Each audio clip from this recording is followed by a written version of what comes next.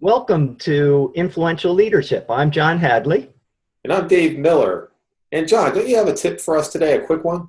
Yeah, I've been really impressed with some of the writings of Jim Collins and his book, particularly Good to Great, and the concept he refers to as a level 5 leader.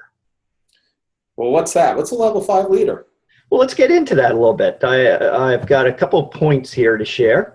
So what this book is based on actual research with a bunch of companies where he looked at what made that company that went from good to great over an extended period. What separated them from their peers in the same industry, in the same market? So the criteria was they had to already be good, and they had to make this transition to great and last at great for a while. Mm-hmm. And so in doing the research, what he identified was a few points. And he called the leaders that he saw, he's called them level 5 leaders. And what separated them primarily was two things. One, he referred to the flywheel principle. And at the time, I was trying to remember, what is the flywheel? This was that giant stone that you had to push in a circle, and it's really heavy. And so the point behind this is you got to get everyone pushing in the same direction to slowly build momentum. And eventually this flywheel starts spinning and starts spinning faster and faster, and it takes less and less effort. Yeah, I think I saw one of those in your house, by the way.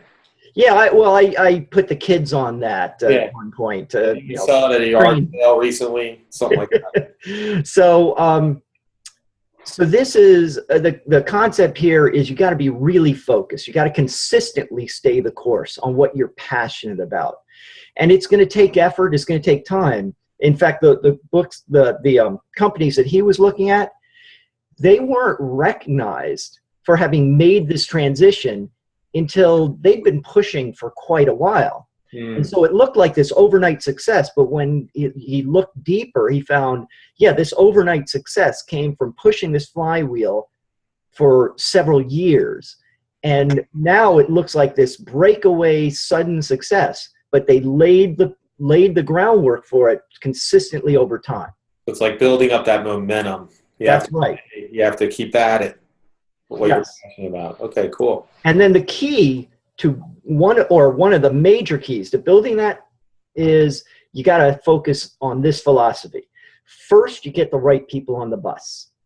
Then you worry about finding the right seats for them. You don't say, I need a product manager, so let me go out and hire a product manager. You say, I met this guy at a networking event. He's really impressive. He's got great skills.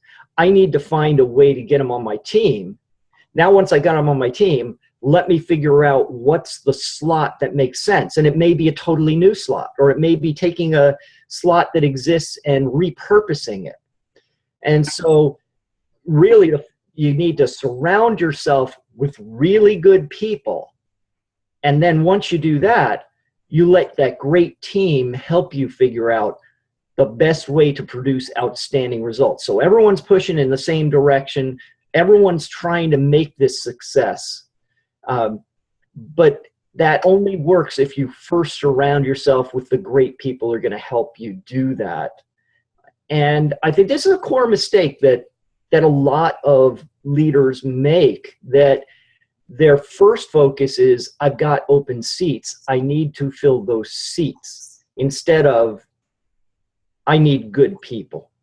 I had a boss many years ago who he would go to concerts in Central Park, and we knew that the next day he was going to come back with a new employee, because he'd meet someone on the next blanket who he's very impressed with. He'd offer them a temp position, and every person that he brought in that way proved to be a great, passionate employee.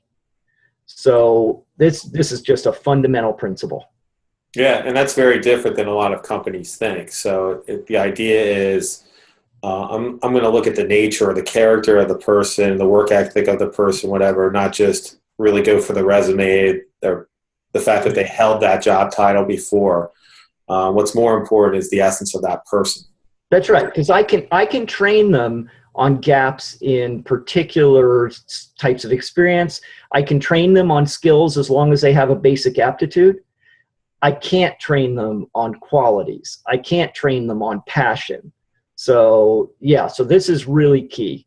Very interesting. Yeah. Yeah, and so then homework assignment I would give to all of our listeners is take an inventory of where you are on this scale already. Where do you fall in adopting the flywheel principle, staying really consistent about what you're passionate about, pushing hard on it, and surrounding yourself with good people, and think, what might you be missing, or what things might you need to work on to be a more effective level 5 leader?